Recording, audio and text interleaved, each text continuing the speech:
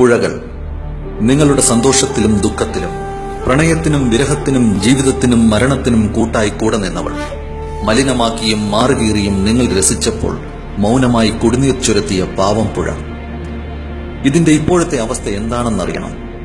മുൻ വർഷങ്ങളെക്കാൾ ക്രമാതീതമായി ജലാശയങ്ങൾ, ആറുകൾ, തോടുകൾ, കിണറുകൾ ഭയാനകമാം വിധം വറ്റിവരണ്ടു. ഇനിയും നാം നേരിടേണ്ടത് വരാനിരിക്കുന്ന കൊടും വറുതിയുടെ 6 മാസങ്ങൾ. ഇപ്പോൾ തന്നെ മലിനമാക്കപ്പെട്ട ബാക്കി വന്ന ജലത്തിൽ രോഗാണുക്കൾ പെരുകി മാരക രോഗങ്ങൾ നമ്മെ കാത്തിരിക്കുന്നു. എത്രമാത്രം ജലം നമുക്ക് ശേഖരിച്ചു വയ്ക്കാൻ സാധിക്കും? അത് പ്രായോഗികമല്ല. മിച്ചം വന്ന ജലമെങ്കിലും ശുദ്ധമായി സംരക്ഷിക്കുക എന്നത് മാത്രമാണ് നമുക്ക് മുന്നിലുള്ളത്. ഇനിയും സമയം പോയിട്ടില്ല. എല്ലാവരുടെയും കൂട്ടായ പ്രവർത്തനമാണ് ആവശ്യം. ബോധവൽക്കരണമാണ് വേണ്ടത്, ചർച്ചകളല്ല.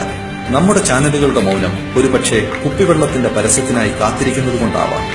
എല്ലാവരെയും ബോധവാന്മാരാക്കുകയും ബന്ധപ്പെട്ട അധികാരികൾ ഉണർന്നു പ്രവർത്തിക്കുകയും ചെയ്യാത്ത പക്ഷം ക്യൂ നിന്നാലും കിട്ടാത്ത കുടിവെള്ളത്തിന്റെ വില തീരുമാനിക്കുന്നത് വമ്പൻ കമ്പനികളായിരിക്കും. നമ്മുടെ നാടിനായി, ഒരു മുൻകരുതലിനായി എല്ലാവരിലേക്കും എത്താൻ ഇത് ഷെയർ ചെയ്യുമല്ലോ.